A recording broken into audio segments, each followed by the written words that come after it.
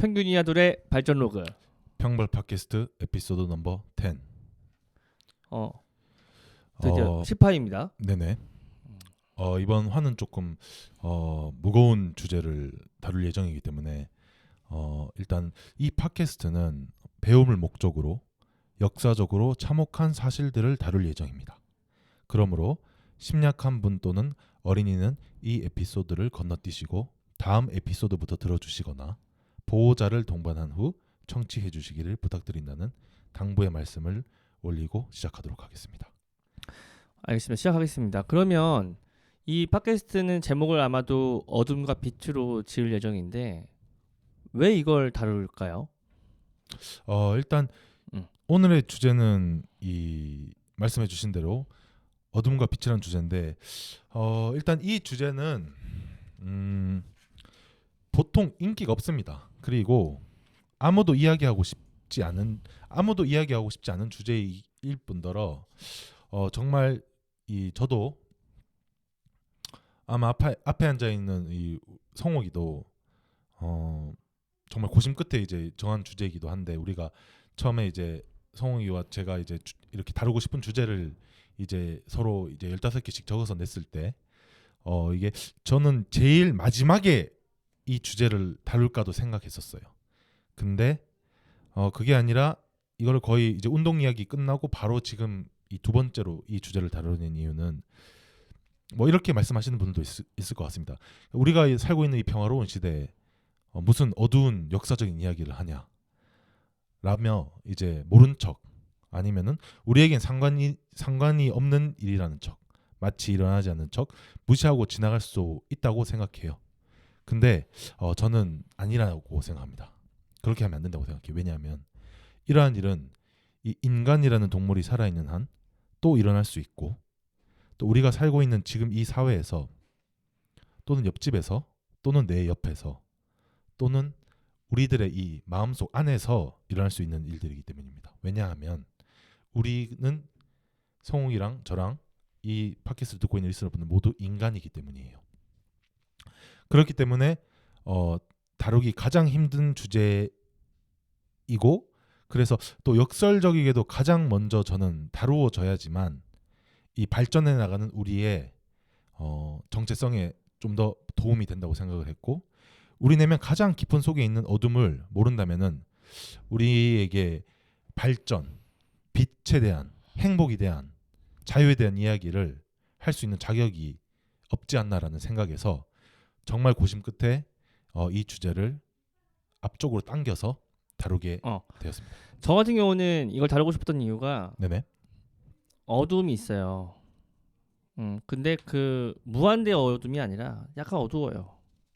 근데 약간 어두운 분들은 더 어두움을 만나게 되면 현재 어둠이 더 밝게 빛으로 느낄 수가 있는 거라서 다루고 싶었습니다. 네네네.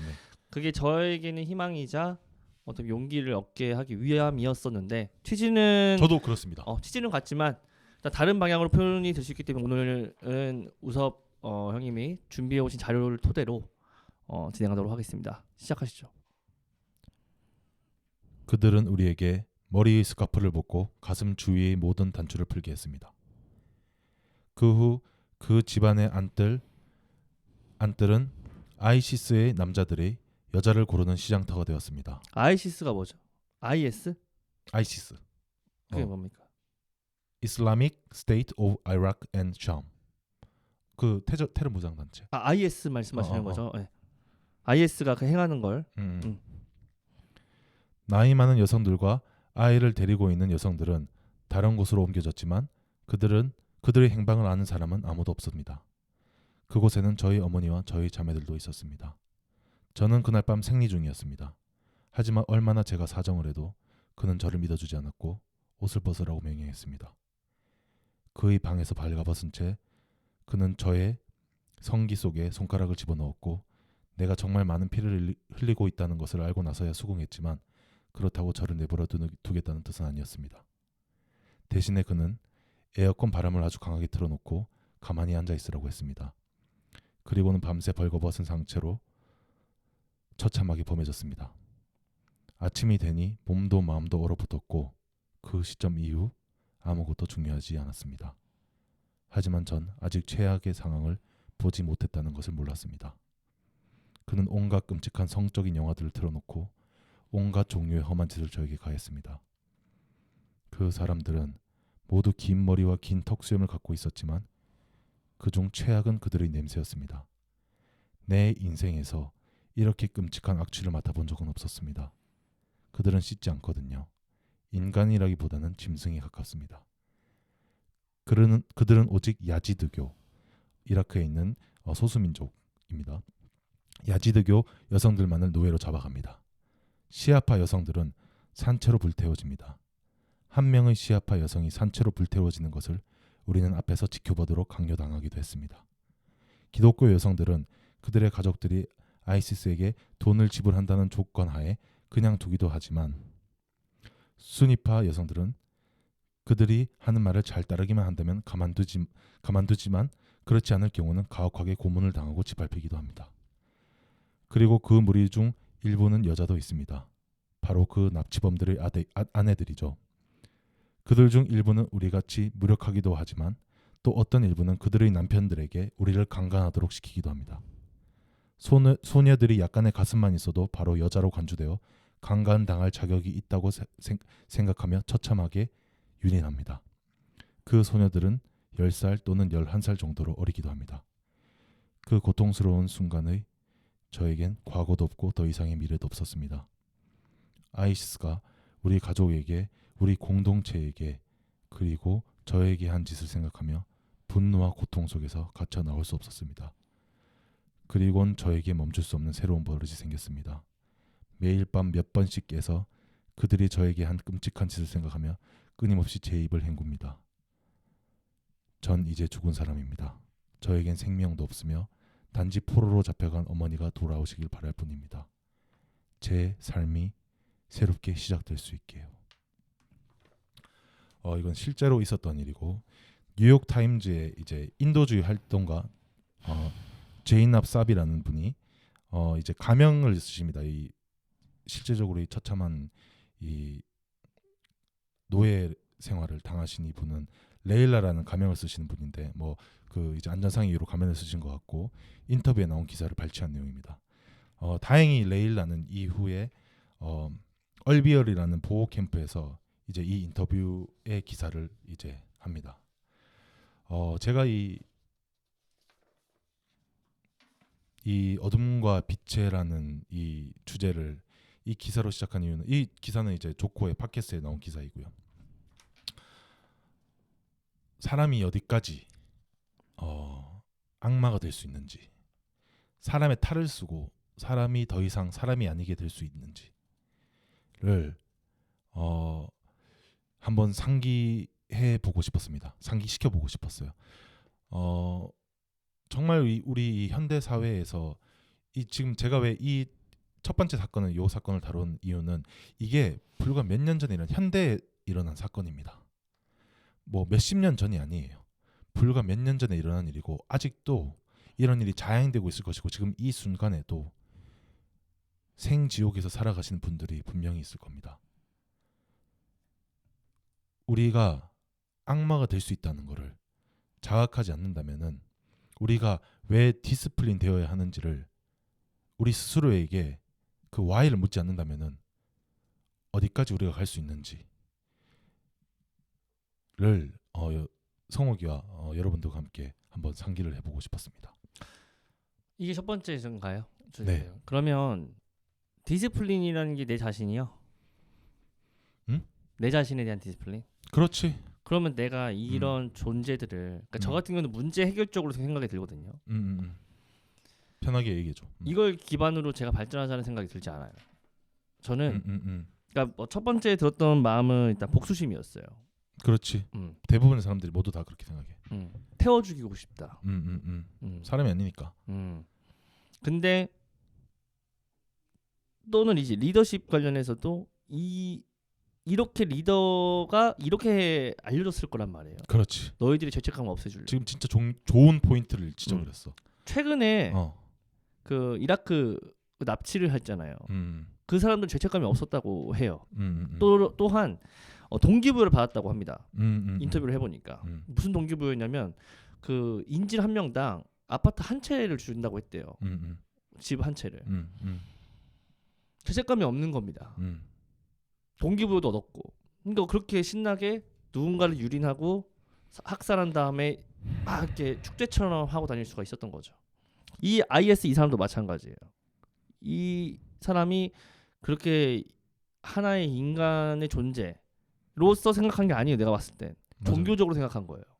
종교와 신념적으로 세뇌된 거지. 세뇌된 거. 그러니까 리더십 그 지휘 계통에 세뇌돼 버려 가지고 아까 전에 내가 그 이제 이전 화에서는 얘기했는데 조던 피터슨 교수가 얘기하는 궁극적인 그 도덕의 관념이 선 어디 걸 것인가로 했잖아. 이 사람들한테는 강간은 오케이인 거야. 다른 선이 있는 거죠. 그러니까 이 사람들한테는 이게 비도덕적인 게 아니라는 거죠. 아까 전에 성우가 불륜 얘기를 했지만 이게 이 선을 어디까지 정말 낮게 끌 수 있는 거. 사람이라는 이 사람인데 이 사람들은 근데 더 이상 사람이 아니게 된 거야. 악마가 된 거야. 근데 이 사람들은 그걸 모르고 있어. 과거에는 당연하다고 생각하는 거지. 과거에 조선시대 때도 우리도 턱수염 뭐 머리를 이렇게 안 잘랐던 이유가 부모가 뭐 주신 거기 때문에 그거를 버릴 수 없다 해서 상투를 뭐 이렇게 틀고 그랬었잖아요. 그러니까 그런 것처럼 우리도 이제 문화가 점점 바뀌어 나가지만 이 사람들의 그 종교적인 문화와 어떤 신념과 리더십은 굉장히 위험해서 저는 이 미개하다 이게 미개하다고도 표현이 안 돼. 그냥 원점 타격, 배후 그 최정점을 다 불태워야 된다. 그거는 중요하다. 멈추지 말아야 된다. 그럼 디스플린이 아까 말씀하셨는데 내가 이런 존재가 되지 말아야지 때문에 디스플린이 아니라 아니지. 내가 이걸 해결할 그거도 있고 그거도 있지만 우리도 이 사람들도 어떻게 보면 사람이거든. 근데 잘못된 지휘 계통에서 이제 또 그러니까 네가 지금 좋은 점을 지적해 줬는데 요 다음 거도 아마 성욱이가 이걸 왜 이제 그 잘 지적했는지 알 거야. 이 사람들이 자기 딴에는 그거를 디스플린이라고 생각한다는 거야. 근데 이런 사람들을 이런 악마들을 저지하는 억제력이 없다면은 근데 억제력은 뭐로 통해서 생기겠어? 디스플린에서 통해서 생긴 거지. 그러니까 이 미군 예를 들면 뭐 지금 이제 이 이라크에서 이제 이 시아 이렇게 시리아에서 이런 IS와 싸우고 있는 이 미군들이 그들을 단련하지 않는다면 이들이랑 이길 수 있겠니? 그러니까 그것도 이 사람들도 디스플린을 잃어버린 거고, 그러니까 이제 진짜 속된 말로 하면 똥인지 된장인지 모르게 된 거예요. 얘네는 머릿속에는 그냥 세뇌가 돼가지고. 근데 단련된 우리 같은 이 빛이 결국에는 이 어둠들을 네가 아까 전에 말한 것처럼 원점 타격을 한다든지 짓밟아버리는 뿌리를 뽑는다든지 하지 않으면 이런 처참한 광경은 계속해서 발생한다는 거야. 약자들이 유린되고. 진짜 나는 근데 이런 극강의 어둠을 볼 때면 들을 때면 느낄 때면 그냥 나 하나로 만약에 내가 이렇게 내 목숨을 딱 바치면 해결된다라고 하면 난 바칠 생각이 있어. 이거는 그 정도로 끔찍해. 예. 너무 화가 나. 내 가족이 아니지만 이게 내 가족이었다면 나는 지금 뭐 어떻게 살아야 될지 정말 위로라는 말도 떠오르지가 않네. 네. 다음 보시죠. 네, 지금 그래서 일단 또 다른 이제는 조금 지금 시대와 떨어진. 그러니까 대한민국에서 이런 사건을 가족으로서 겪는 경우가 흔치 않거든요. 진짜 이 정도 급으로. 요거는 대한민국에서 겪는 사건입니다. 그 다음은 네. 네, 일단 알겠습니다. 731 부대 증언 헐 골드라는 분이 쓰신 책에서 나오는 내용입니다. 전 전쟁 범죄자입니다. 전 당시 제국주의 일본에 의해 건설된 만주 계례국에서 근무했었습니다. 1992년 우리는 중국을 방문해 731 부대에 강제적으로 보내져 희생되어간 분들의 가족들에게 사죄를 구하기 위해 방문했습니다. 현재 60세 정도인 한 여성분은 그 당시 피해자의 손녀였습니다. 그녀는 말했습니다. 우리 할아버지는 731 부대에서 실험을 당하며 살해되었다. 헌병이 할아버지를 그곳으로 보내지 않았다면 할아버지는 죽지 않았을 것이다. 당신도 그 의사들과 마찬가지로 살인자다. 우리는 일본식 최대 사과 표현인 도계자. 우리는 도계자를 하며 계속해서 사과를 드렸지만 우리의 죄를 731 부대의 의사들과 마찬가지로 무겁다고 말하는 그녀의 말은 틀리지 않았습니다. 사실이니까요. 그녀가 말한 대로 사과한다고 해서 범죄가 지워지지는 않으니까요. 우리가 바로 그 침략자들이었으니까요. 전쟁에 참여한 대부분의 일본인들은 침략자인 것입니다. 명령은 제국주의 상징인 천황으로부터 내려왔고 무고한 사람들은 어쩔 수 없이 죽어갔습니다. 731 부대에서 살해당한 3,000명은 모두 헌병대나 경찰에 의해 압송된 사람들이었습니다. 일본은 진주만을 공격했고 그들은 승리를 위한 공격이라 믿었으나 미국은 2년 만에 해군력을 재강화했습니다. 미국은 기계를 만들어내는 국가이지만 박테리아 공격은 기계에 의존하지 않죠. 그래서 이시이의 생각은 일단 러시아인들을 질병으로 죽여보자라고 생각했고 사람은 기계가 아니기 때문에 한번 황폐해지면 다시 기계처럼 돌아오지 않으리라 생각한 거죠. 그 후 이시이의 군대는 중국 아이들에게 쥐를 잡아오는 대가로 돈을 지불하기 시작했고 한 마리당 연필 한 자루를 주기도 했습니다. 이 모든 노력의 최종 목적은 전쟁이었습니다. 전쟁에서 더 많은 사람들을 죽이는 쪽이 승리하기 때문이죠. 박테리아는 대량 학살이 가능했고 그래서 이시인은 이 전략을 밀어붙이기 시작했습니다. 헌병대에서 근무한 일본 장교 중 한 명의 증언이었습니다. 그리고 이 책은 1996년에 발간된 헐 골드의 731 부대의 증언이라는 책이고요. 이번 에피소드도 역시 조코 팟캐스트에서 영감을 받았고 이 이시시로라는 이 사람이 이 악마의 부대 731 마루타 부대를 만든 장본인입니다. 이 사람은 뭐 간단하게 이제 설명을 드리자면은 일본의 유지 집안의 아들입니다. 치바현의 치바현의 유지 집안의 아들이고 거기서 이 유지는 치바에 엄청 많은 토지를 소유하고 있었다고 합니다. 그래서 기족 교육을 받았고 이시인은 치바에 있는 치바 중학교와 카나자와에 있는 고등학교에서 이제 카나자와 대학교를 다녔다고 합니다. 그래서 선생님이 가장 좋아하는 사람이었다고 합니다. 공부도 잘하고 똑똑했단 말이죠. 그리고 한 번 읽은 텍스트는 그냥 기억을 할 수 있을 정도로 이제 기억력이 좋았다고 해요. 그리고 교토 제국대학 의과대학에 입학을 해서 1920년에 졸업을 하고 대학 총장의 딸과 결혼을 한답니다. 그러니까 완전히 이제 귀족 집안 오브 귀족 집안이라는 뜻이죠.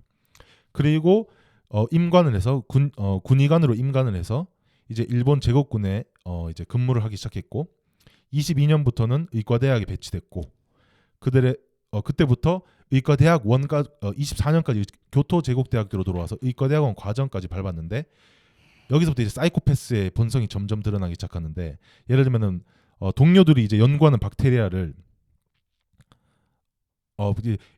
예를 들면은 그 박테리아를 애완동물처럼 키웠다고 해요. 그리고 또 동료들이 이제 예를 들면은 깨끗하게 치워놓은 실험실을 밤에 몰래 들어와서 거기서 이제 더럽혀가면서 연구하는 걸 즐겼다고 합니다. 그러니까 한마디로 이제 다른 사람들과 거의 뭐 이제 교우 관계는 없었다고 하고요. 그리고 이 이시라는 사람이 쭉 승진을 해요. 계속 빨리 승진합니다. 뭐 머리도 똑똑하고 좋은 집안에다가 이제 좋은 그 집안 이제 교수랑 결혼까지 했고 이렇기 때문에 출세의 길이 열린 거죠 한마디로. 그러니까 악마에게 이 딱 타이밍까지 맞아 떨어진 거예요. 그 다음부터 이제 뭐 38년까지 쭉 승진을 하다가 38년에 이제 마루타보는 40년에 이제 건설이 됐는데 38년에는 이제 육군에 이제 당시에 우리나라로 따지면 대령까지 진급을 합니다. 군의관으로서.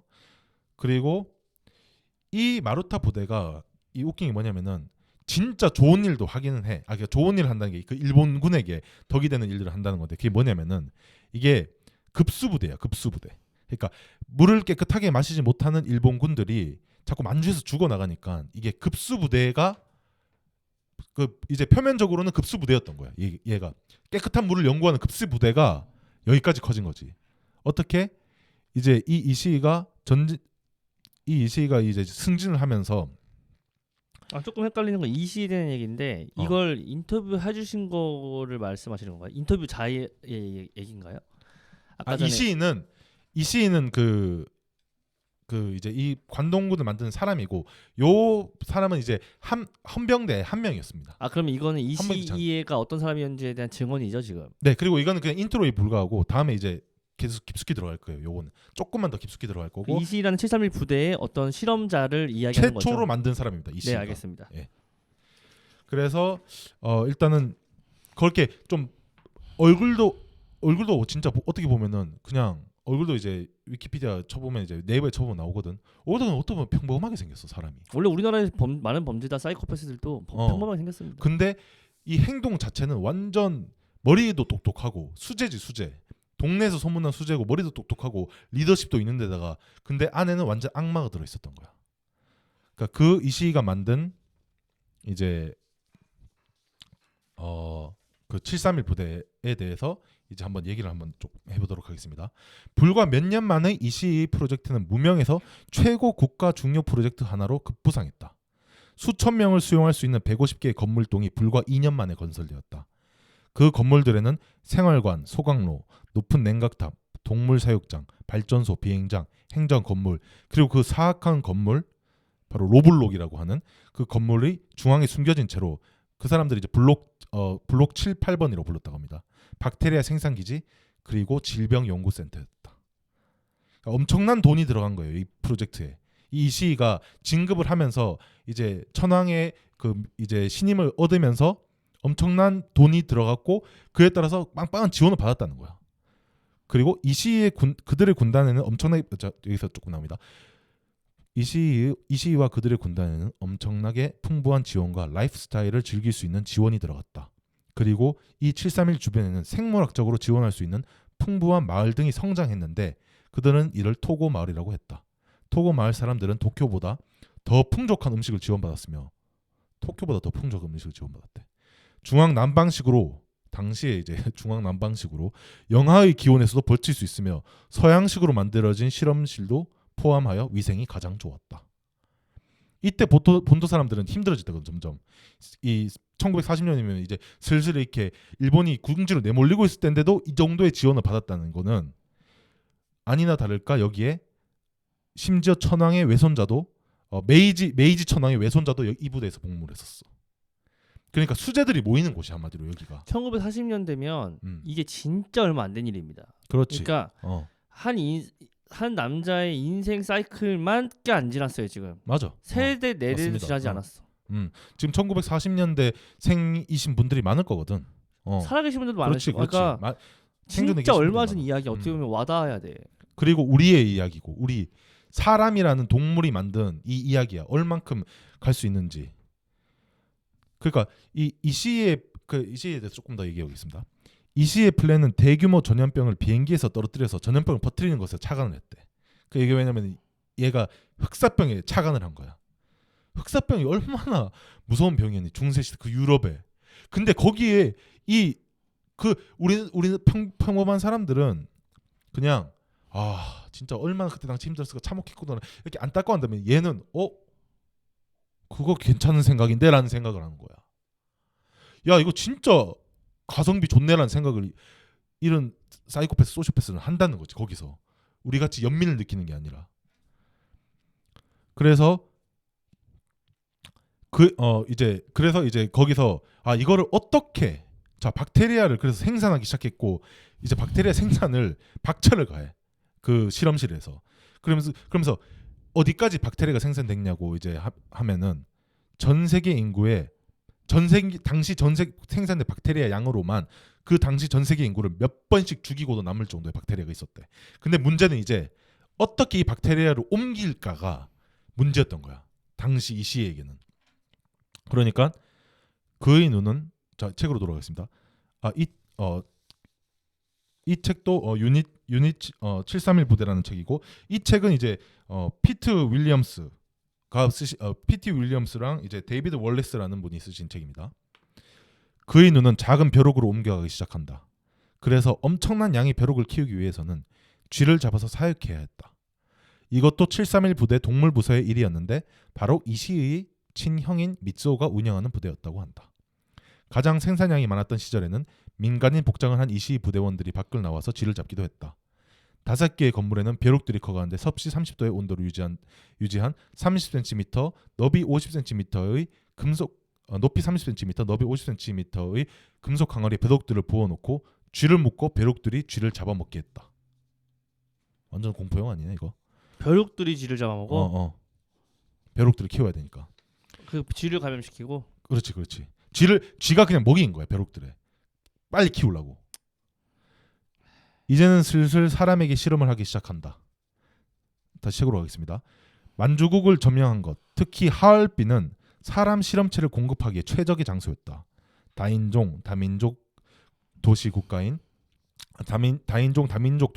하얼빈은 간첩들의 소굴이었으며 일본에게 간첩들이겠지. 일본의 점령은 중국 민족주의자들과 몽골인, 만주족 사람들로부터 강력히 저항받고 있었기 때문이다. 여기는 뭐 이제 우리나라 이제 독립운동가들 포함해서 우리나라 독립운동가들도 하얼빈에서 많이 활동하셨죠. 또한 백인 러시아 공산주의자들도 있었으며 일본 헌병대 및 비밀 경호국이 활동하여 많은 사람들을 구금했고 많은 이들은 돌아오지 못했다. 바로 그 부대로 보내진 것이다. 하지만 이들은 더 많은 실험체가 필요해지면서 아이, 엄마, 소년, 소녀, 심지어는 임산부까지 취업할 수 있다는 악마의 속삭임에 속아 마루타가 되어갔다. 그 다음에 이 책에서 경비원을 인터뷰해. 그 마루타 부대 경비원. 전 18세부터 731 부대에서 일하기 시작했습니다. 731 부대에서는 신입 수감자에 대한 혈액형, 맥박, 혈압 등을 측정했고 수감자들은 모두 일본어로 통나무라는 뜻의 마루타라고 불리었습니다. 그들은 도착 시에 이름, 나이, 체포 이유가 적힌 카드가 있었으나 확인이 끝난 후에는 숫자들만 주어졌습니다. 그리고 그들은 실험체로서 사람으로 더 이상 취급을 받지 않았습니다. 더 이상 사람을 사람이 아니라고 한다는 이게 불과 100년이 안 된 이야기입니다. 감옥은 그야말로 지옥 그 자체였다. 각 방의 아주 작은 구멍 사이로 보이는 마루타들은 온몸이 꽁꽁 묶인 채로 썩어가는 팔다리를 갖고 있었고 괴사로 인해 검게 변한 피부를 통해 뼈조각이 튀어나왔고 다른 이들은 땀을 흘리며 고통스럽게 몸부림을 치며 호흡기 감염에 고통받는 이들은 부풀어 빵빵해지기도 하며 온몸이 물집이 생겨 뒤덮이거나 상처가 열린 그대로 방치되고 세계 최악의 질병에 강제적으로 감염되어져 버린 마루타들은 730명의 100의 의사들에 의해 냉담하게 관찰되어져 갔다. 730명이나 되는 의사들이 있었다는 거예요. 그래서 732 부대 아니요? 아닌가? 그건 아닌가? 그건 아닌 것 같아. 그건 잘 모르겠어. 그래서 여기 이제 그 중에 한 명이 730명 중에 대부분은 이 세뇌가 된 거야 이미. 아까 전에 네가 얘기했듯이 리더십이 잘못되면 이렇게 된다고 했잖아. 근데 그 중에 이 양심이 있었던 당시 도쿄 제국대학의 학생이 이제 그쪽으로 보내졌대. 파견이 됐대. 근데 얘는 급수부대잖아. 표면적으로 보기에는 그지? 그러니까 공부를 해야 되니까 간 거야. 교수님이 추천해줘서. 그래서 그러니까 인간이 여기서 진짜 무서운 게 인간 사회적 동물이잖아요. 집에서 컴퓨터만 하면서 살 수 없다고 80년 동안. 그렇지. 그러면 이게 보세요. 그 테러 집단이 있죠. 몇 살 때부터 총을 쏘게 하는지 아세요? 몇 살 때부터 쏘는 게? 초등학생, 유치원생 때부터 총을 줘. 앞에 나쁜 사람이라고 이제 각인을 해주고 빠바방 쏘는 거야. 살인을 배우는 거지. 50명이 사회적 집단이다 보니까 49명이 쐈어. 나만 쏘면 50명이 다 쏘는 거야. 그렇지. 쏘아진다니까요. 지금 딱 그 얘기가 나와.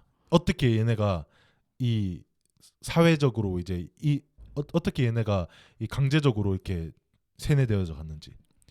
이제 아키모토라는 이제 그 당시에는 학생이지. 전 처음 그 생체 실험을 보고 굉장한 충격에 빠졌습니다. 양심을 갖고 있는 과학자들은 거의 보이지 않았고 그들은 죄수를 동물처럼 취급했습니다. 어차피 사형을 받거나 해서 죽을 운명이라면 명예롭게 조국의 발전을 위해 기여하며 죽음을 맞는 것이 그들에게도 좋을 것이라고 했습니다. 비록 저의 일은 인체 실험은 아니었으나 매우 겁이 나서 사직서를 3-4번이나 썼습니다. 하지만 그곳을 벗어날 수 있는 방법은 없었으며 제가 만약 떠난다면 비밀리에 처형될 것이라고 했습니다.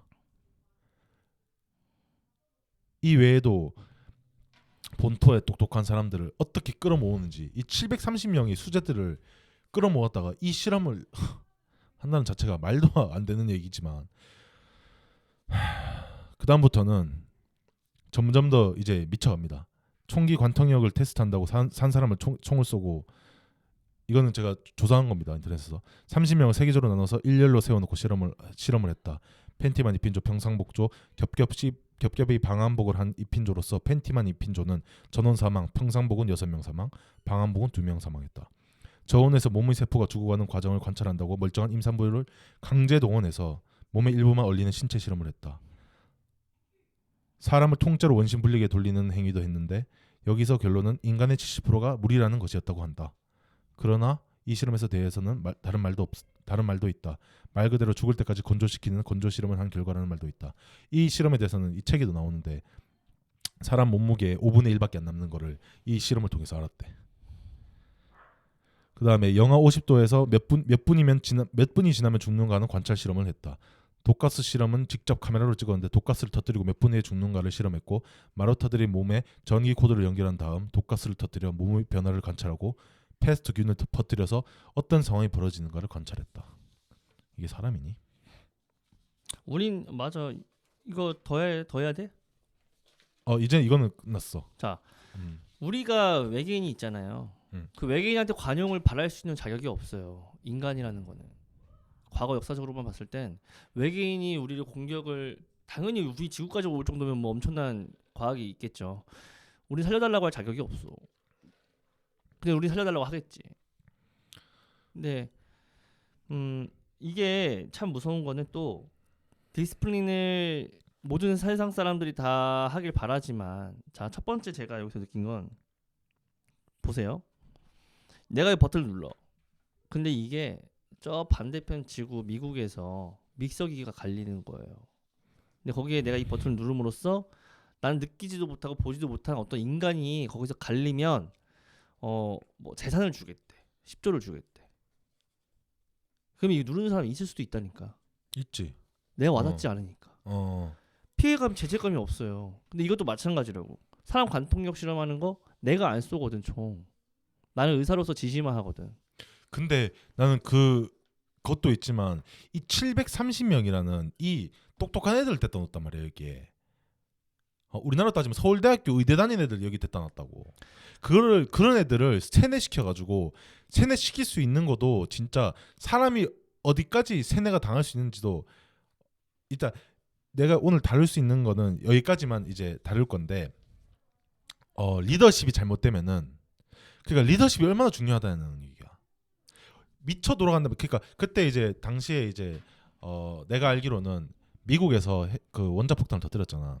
이건 일단 몰랐어요. 근데 미국 사람도 잡혀 있었습니다. 이게 몰랐어. 근데 이런 부대가 있는지도 몰랐어. 나치도 발견하고 나서 알았잖아. 나치 전범 수용소도. 그러니까 그 유대인 수용소 있지. 강제 수용소, 유대인 강제 수용소.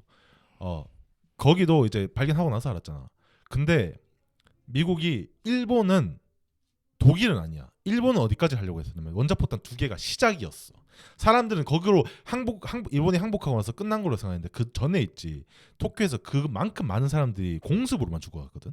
근데 원자폭탄까지 떨어뜨렸어. 근데 그때 당시에 백악관에서 그 이제 만든 전략은 뭐였냐면은 일본이란 민족 자체를 그냥 지워버리려고 했었대.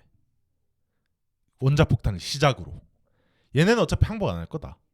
얘네 리더십이 문화 인류학자들 다 고용해 그 이제 일본에 살았던 일본이랑 그 전까지는 이제 무역도 하고 교육이 있었으니까 미국이 일본에 살았던 문화 인류학자들 소집해가지고 얘네 보니까 결론이 얘네 포기 안 할 거예요. 얘네는 끝까지 갈 겁니다 아마. 얘네 민족성이 그러니까. 맞아 민족성이 있어. 그러면은 그때 당시에 왜냐면은 제국주의가 천황을 통해서 리더십이 얼만큼 살아남을 야 이렇게 똑똑한 애들 730명도 그냥 세뇌시켜 버린다니까. 두 가지로 세뇌시킨다니까 형님. 말씀 더 하세요. 아니야. 자, 얘기해봐. 첫 번째, 니들이 실험하는 대상은 니들의 가족을 죽이려고 했던 디휴머나이제이션 시키는 거야. 적군이었다. 너 얘네들을 실험하고 죄책감 느끼지만 사람 아니야 얘네. 어차피 얘네 니네 가족들 도륙하려고 했던 존재들이야. 두 번째 세뇌는 이게 대의야.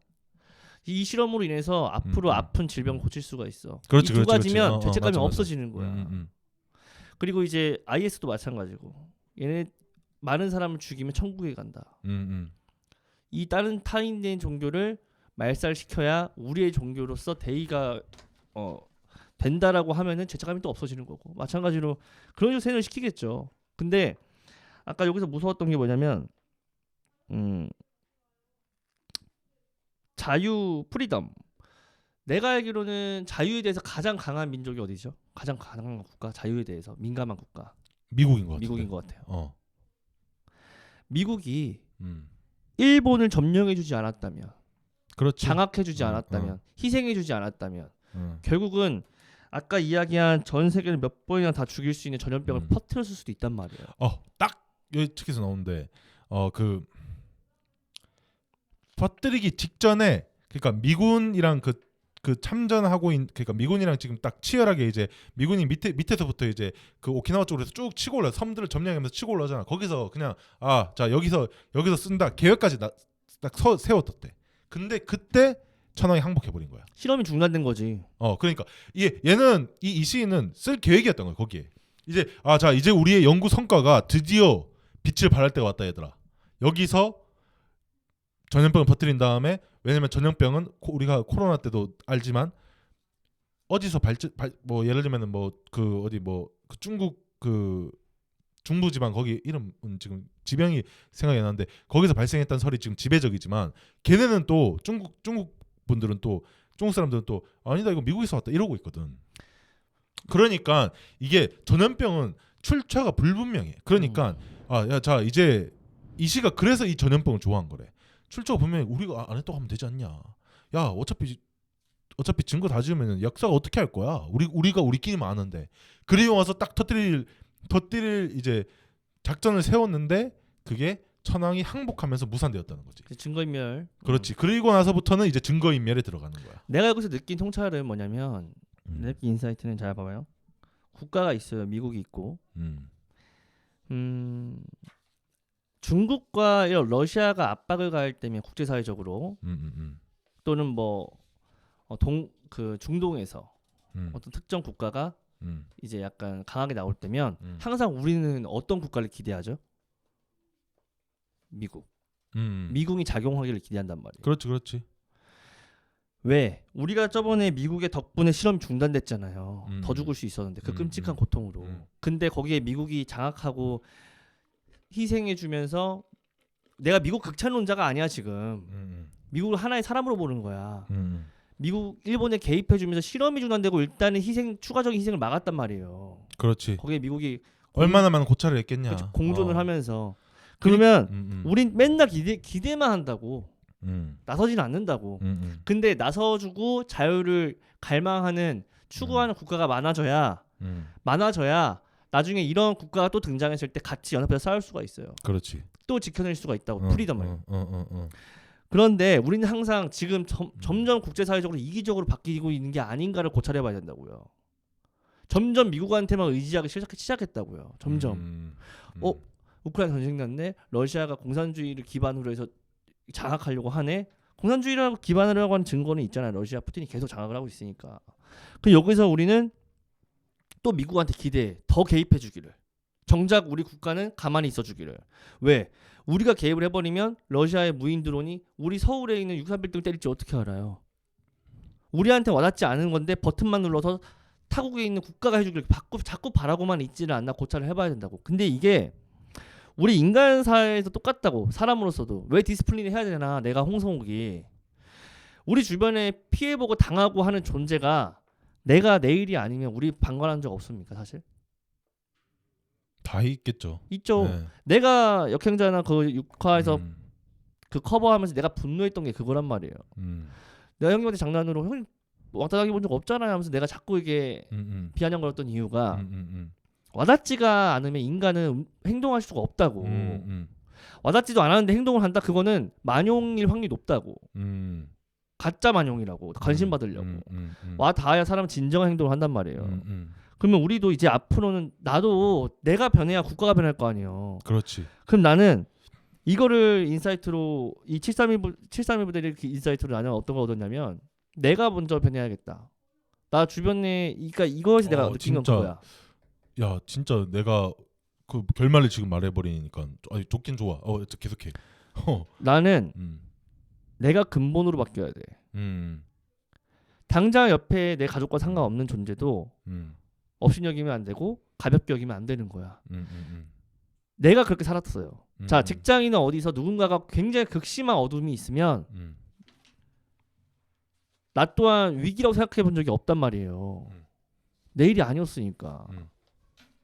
아 그래 가족이 파국이야? 그래 바람 펴서 배신했어 이 존재가? 하면 내가 내 일이 아니면 진정한 슬픔과 진정한 통찰을 같이 얻으려고 하지 않았다고. 근데 그렇게 되면 극심한 이기주의가 끊임없이 되고 국가가 결국 병들어 버린다고. 그럼 나는 이렇게 살 거예요 이제부터. 그러니까 옆에 그 아까 전에 그 뭐야 지난 시간에 우리가 이제 중대장님이랑 얘기했던 거를 이제 조금 이제 중대장님 말씀을 요 부분을 이제 인용해 보면은 이 리더십이 뭔지 내가 중대님한테 여쭤봤었는데 그때 중대님 리더십이 뭐라고 생각하세요? 그러니까 중대님께서는 난 영향을 미치는 거라고 생각한다고 하셨거든. 근데 정제 조건을 아까 전에 우리가 했던 대신에 내가 올바른 방향으로 가야 되는 거지. 올바른 선을 긋고 그지. 그리고 마이너스로 끌고 가는 게 아니라 자기한테 맞는 리더십의 옷을 입고 선한 영향력을 아까 전에 그리면서 이제 아까 전에 뭐 예를 들어 뭐 쓰레기를 안 보여도 준다든지 이런 영향력을 미칠 수 있는 그 선한 길로 가는 것이 궁극적인 리더십이라고 생각한다고 말씀하셨는데 딱 지금 네가 얘기하고 있는 게 중대의 말씀 그대로 얘기하는 거라 느낌이 들었어. 내가 이런 인사이트를 기반으로 731 부대 뭐 IS 뭐 이런 끔찍한 인사이트를 기반으로 내가 중학생으로 돌아간다면 나는 뭐 누군가가 괴롭힐 때 이제는 나서서 내가 눈탱이 방탱이가 돼도 주먹 맞으면 아프겠지. 뼈가 부서질 수도 있고. 근데 돕고 싶다. 그리고 이제라도 돕고 우리는 싶다. 그런 선한 영향의 길로 나아가면 되지 않나. 옥상에서 떨어지는 그 자살하는 학생이 얼마나 마음이 무너지고 무뎌지고 쓰라렸으면 그렇게 했을까? 근데 과연 나는 진정으로 그거에 대해서 같이 슬퍼하면서 살아가고 있나? 나도 괴물 아닌가? 내가 731 부대 730명 중에 내가 729번째의 일원이었다면 나는 맞아. 안 그랬을까? 그래. 내가 좀 궁극적으로 처음에 얘기했던 말이 그건 게 뭐냐면은 일단 IS나 뭐 이런 그 이 731 부대 세계 2차 대전 731 부대뿐만 아니라 위안부 할머니들이나 희생당하신 위안부 할머니나 나치 유대인 강제 수용소나 도 있지만 그 후에도 6.25 전쟁에서도 이런 끔찍한 일들이 자행되었고 그 다음에 베트남 전쟁에서는 우리나라가 이 또 악명을 떨쳤잖아. 그러니까 방금 지금 한 말이 좋은 게 뭐냐면은 우리도 우리 자신을 컨트롤하지 않고 선한 방향으로 우리 자신을 디스플린하고 선한 곳에서 선을 끊고 그쪽으로 나아가지 않으면은 우리도 이렇게 쉽게 돼버릴 수 있다는 존재라는 걸, 우리가 이만큼 나약한 존재라는 거를 나는 너랑 나랑 지금 이 팟캐스트에서 서로 느끼고 공감하고 또 이 진짜 세계에서 가장 어두운 곳 1차 세계대전에서 1000만 명이 죽었대. 1000만 명. 근데 이 1000만 명이라는 게 숫자가 상상이 되나? 과연 지금 와닿아요? 솔직히 말해서. 나는 서울 인구가 죽었다고 생각하면 나는 내가 살고 있는 그 비교적 소도시인 그 안동이 15만 명도 그게 대단한 수인데 300만 명이면 대구 350만 명 대구 인구잖아. 근데 1000만 명이면 거의 서울 인구잖아. 서울 사람들이 없어졌다? 잔인하게. 1차 세계대전에서 그것도 끔찍하게. 그냥 그런 것 자체가 그래가지고 1차 세계대전 얘기는 조금만 하려고 했었는데 1000만 명을 죽이려면 어떻게 해야 되냐면은 사람이 아닌 게 돼야 되는 거야. 근데 그 불과 얼마 안 됐다. 그것도 지금 1914년에 이제 시작해가지고 18년도인가 끝났으니까 불과 거의 한 100년 전의 일이지. 지금 2023년도니까 100년 전에 그렇게 사람이 사람을 그냥 마음대로 마구잡이로 전쟁터로 그냥 학생들 공부하고 있는 학생들 끄잡아가지고 전쟁터로 내보내고 이게 사람이 했다는 짓이야. 불과 100년도 안 됐다는 거지. 그런 괴물들을 잘 발견하고 살아야 된다. 그리고 반성하고 살아야 되는데 영화의 한 장면에 그거 봤어요? 그거 막 빠따로 막 자기 부하직을 때려. 그러면 몇 천만 원 합의금 위로금을 줘. 야, 내가 과연 이 자본주의 살면서 나는 돈으로서 환산해봐서 생각해본 적이 없었을까? 나도 그렇게 맞고 나도 돈 받고 싶다. 이게 말이야 되는 생각이었나? 나 근데 그렇게 생각해본 적이 있단 말이야. 굉장히 치욕스럽게 그 장면이 아마 거길 거야. 아마 그 정웅인 배우가 잠깐만 그 뭐였지? 베테랑이었나? 맞다. 아들 앞에서 맞아. 빠따를 맞고 몇 천만 원을 그 받잖아요. 얘기였구나. 2천만 원 뭐 받아서 약값하라고. 어린 생각이 그래. 나도 그랬어. 저 정도 빠따면 저 정도 돈이면 견딜 수 있지 않나? 근데 그 과연 그 돈으로만 환산해서 생각을 했던 내 자신이 그 괴물이 아닌가? 나도 괴물이다. 위안부 할머니들 합의금 받았다. 살아갈 날이 살아온 날보다 적게 남으신 분이 차라리 그 지조를 지키고 명예로 죽는 게 낫지. 과연 진정하게 몇억 몇십억의 돈이 과연 할머니들이 그냥 나도 생각을 한번 잘해봐야겠다. 무섭다. 이거는 조심해야겠다. 그래. 그러니까 진짜 우리의 이 이면에는 이런 부분도 있다는 걸. 그러니까 내가 무슨 이제 모른 척하기 너무 가까이 있어. 예를 들면은 얼마 전에 그 읽은 뉴스 기사에는 어머니가 아기를 이제 원하지 않은 임신을 한 거지. 그런 업소에서 이제 일을 하신 그쪽에 이제 일을 하신 분이라고 뉴스 기사에 나왔는데 그 부평이 무슨 한 여관에서 이제 자기가 아기를 낳고 그 아기를 창밖으로 던져서 버렸다는 거예요. 근데 왜 그 건물이나 건물 사이에 보면 이렇게 이렇게 막 지저분하게 돼 있고 막 그 줄 막 이렇게 많아가지고 막 밑에 잘 안 보이는 그런 건물 있잖아. 왜 그런 건물로 자기 아기를 던져 버렸다는 거야. 이거는 불과 몇 달 전에 우리나라에서 일어난 일이야. 그러니까 우리가 이 세상이 아름답다고만 보기에는 너무 이런 우리 이면에 이 어둠이 너무 가까이 있고 그거를 모른 척하기에는 그래서 이 주제가 내가 무슨 막 성인 군자가 돼가지고 막 여러분 빛은 반드시 옵니다 이런 얘기 나는 절대 못하겠어. 근데 이 분들 중에는 빛을 보지 못하고 돌아가신 분들이 계시거든. 이 1차 세계대전 1000만 명. 그 이제 마루타 실험에서는 추정으로 30만 명이 이 실험 때문에 이제 주위에 병균이 걸리고 이렇게 해서 돌아가셨다고 하시더라고. 나부터 좋은 인간으로서 발전할 수 있는 기반에 대한 이야기인 것 같아. 그리고 우리가 뭐 예를 들면 막 여러분 빛은 반드시 오니까 뭐 버티세요. 여러분 끌어당기면 옵니다. 아니 나는 아닌 것 같고 그렇게 하기엔 이런 역사적인 이 사실들이 얼마나 어두워질 수 있는지를 증명하고 있고 더 그 방향으로 우리는 전 세계의 방향이 지금 서서히 가고 있다. 어떻게 보면 분명히 빛이랑 어둠은 존재하는 거는 우리가 팩트잖아, 그지? 근데 어둠 속에 갇혀 있을 때는 모르는 것 같은데 내가 말하고 싶은 거는 지금 이 역사적으로 정말 처참한 이 상황들을 몇 개 다뤄봤지만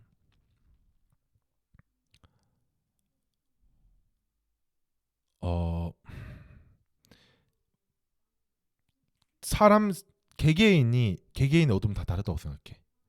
예를 들면은 우울증에 걸려서 자살을 생각하시는 분들도 있으실 거고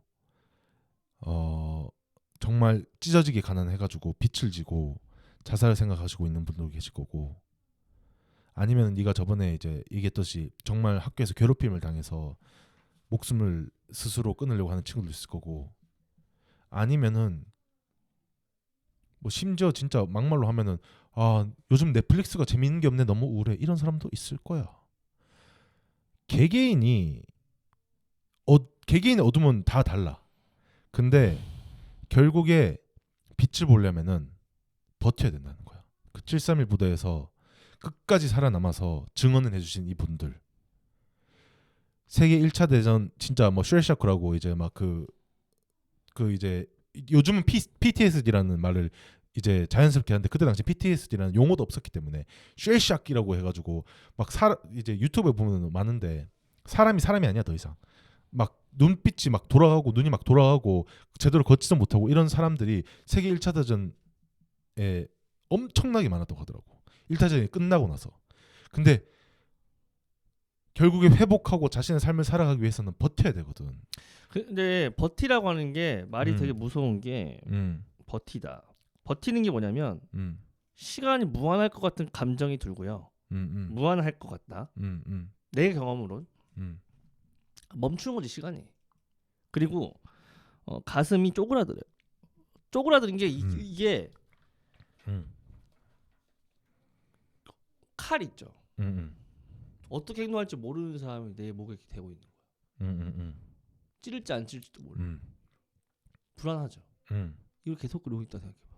10시간을. 그 10시간이 몇 년 같을 것 같죠. 그렇지. 진짜 쓰린 사람은 이러고 일주일을 버텨라? 한 달을 버텨라? 그러니까 미치는 거예요. 죽음이라는 선택을 하는 게 더 쉬울 거잖아, 그렇지? 그러니까 찔러. 1분 아프고 말게. 이 10년 동안 이러고 있어요. 근데 뭘 해야 될지 모르면 아까 전에 뭐라고 했죠? 2가지. 운동과 공부? 그거밖에 없는 것 같아. 진짜 슬프지만 그 운동과 공부를 해서 어떻게 이거를 운동과 공부라는 말조차도 참 위안이 안 되겠지만 죄송하지만 좀 어려운 것 같아요. 근데 운동과 공부 말고는 근데 정말 딱히 할 말이 없어요. 뭐 운동과 공부를 해서 회복하라고도 말 못하겠어. 그냥 이거는 회복이라기보다는 더 큰 관점에서 나아갈 수밖에 없을 것 같다. 석가모니적으로 신급이 되는 방향으로 가는 것밖에 없다. 그래서 사람들이 종교를 믿는 것 같기도 해요. 그럴수록. 결국에는 그래서 조던 피터슨 교수도 종교에 대한 이야기를 빼놓고는 이런 고통에 대한 이야기를 하는 게 어렵다고 얘기를 하더라고. 인정하듯이 말하면서. 근데 반드시 빛이 올 거니까 여러분 버티세요. 이런 말은 절대 못 하겠어 나도. 나도 그거는. 근데 지금 그 이겨내지 못하면은 빛도 안 오잖아. 결국에는. 그래서 운동 공부, 책 읽는 그리고 거, 사람 만나는 거. 얼마나 우리의 삶이 더 어두워질 수 있는지를 우리의 어둠의 끝은 어디 있는지를 모를 정도로 지금 계속 어두워지잖아. 지금 무슨 예를 들면은 임진왜란 병자호란 얘기는 하지도 않았어 지금 사실. 너무 옛날이라. 근데 이게 불과 100년 언저리에 이렇게 이건 진짜 한 세대 바뀌기 전도 얘기니까. 불과 100년 언저리의 이 이야기를 우리가 지금 살고 있는 이 시대가 너무 편리해지고 지금 어떻게 보면은 이런 시대에 비하면 우리가 살고 있는 시대는 빛이잖아, 그렇지? 이건 어둠의 시대고, 그렇지? 근데 어둠을 잊지 말자는 우리가 얼마나 어두워질 수 있는 존재인지를 알고 훈련하고 그래서 그래서 이제는 이해가 되니 성우가 내가 왜 이 얘기를 먼저 다루고 싶었는지. 이 레슨들은 대대로 교육되어져야 되고 안 그러면 까먹어버리잖아. 사람이 잊어버리면은 이거 잊어버리면 안 된다고 생각해. 이런 역사적인 사실들을. 사실이니까 이거는. 그지?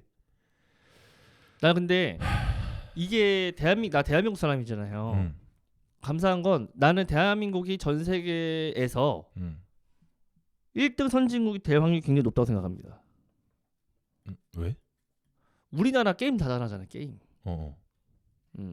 게임의 근본이 뭔지 아십니까?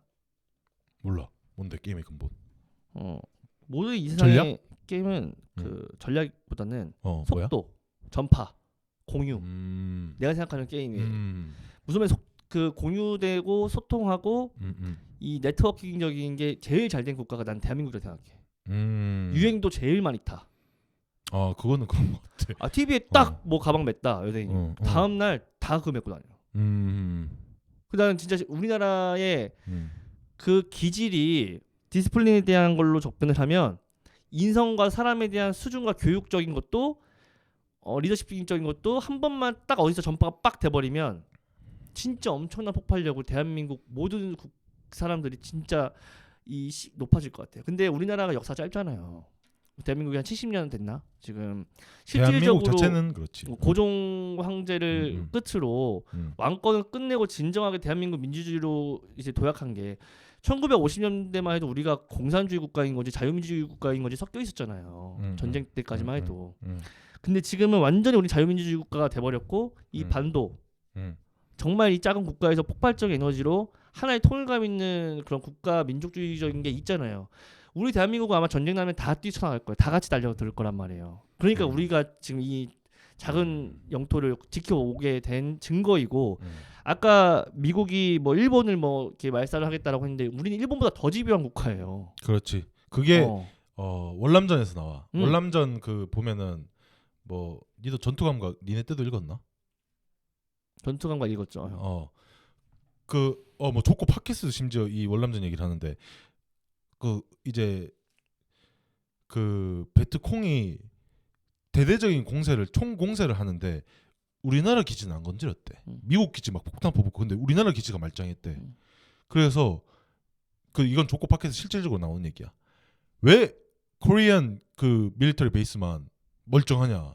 미국이고 뭐고 딴 나라는 다 파괴된다 이러니까 거기는 도저히 못 건드리겠다고 얘기를 했대. 진지를 구축하는 방법이 그래서 첫 아니 구축한 거 말이야. 아니 얘네가 복수를 미친놈처럼 하니까 산 사람 그러니까 거기서 좀 나오는데 산 사람들 막 가족 벗기고 막 이런 얘기를 우리도 심지어 우리나라 사람들도 괴물 된 적이 있지. 괴물이라니까. 거기서는 맞아. 괴물이었어 우리가 역사적으로 막 이렇게 지금 다른 나라 비난할 것도 못 되는 게 우리도 성찰해야 되는 게 뭐냐면은 우리도 그 당시에는 괴물이 됐었는 거지.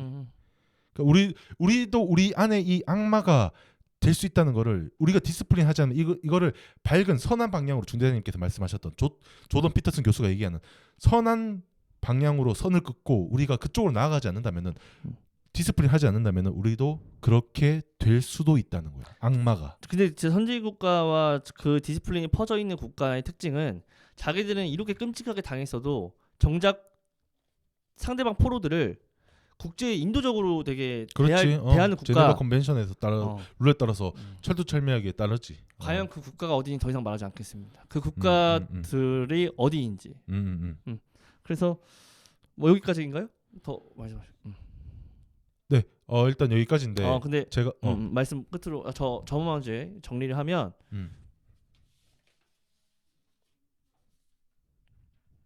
나부터라는 거를 뼈저리게 느끼고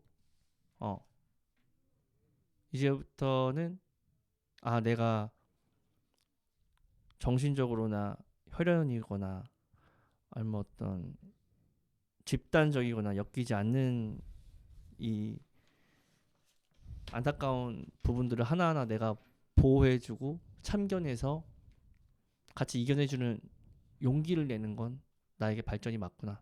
이제 그렇게 살아볼 생각입니다. 그런 것도 제가 겪으면 생색내려고 이야기하는 게 아니라 혹시나 그런 사건이 있으면 저도 이제 팟캐스트에서 밝히면서 제가 어떤 발전을 행했는지를 한번 공유하고 리서너분들과 함께 하고 싶습니다. 이거 근데 진짜 뭐 우리는 대본 없이 하잖아.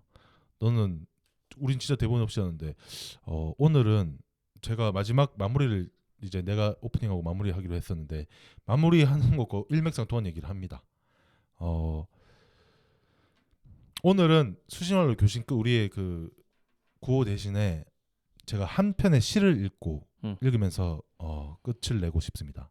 일단 이 시는 제가 개인적으로 이제 가장 좋아하는 시인이고 시집도 이제 사가지고 이제 읽기도 했었고 성옥이가 이제 나부터라는 얘기를 하는데 정말 이 암흑의 시대에서 이 빛과 같은 삶을 살다가 돌아가신 윤동주 시인이 쓰신 시입니다. 그리고 윤동주 시인도 일본이 건설한 그때 제국주의 당시 제국주의 일본이죠.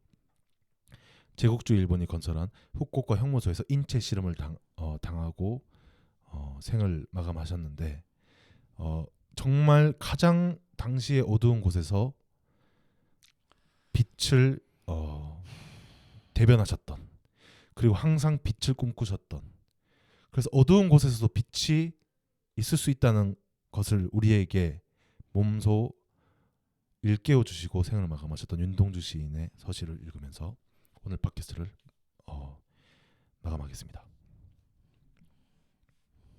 윤동주 서시. 죽는 날까지 하늘 우러러 한 점 부끄럼 없기를. 잎새에 이는 바람에도 나는 괴로워했다. 별을 노래하는 마음으로 모든 죽어가는 것들을 사랑해야지. 그리고 나한테 주어진 길을 걸어가야겠다. 오늘 밤에도 별이 바람에 스치운다.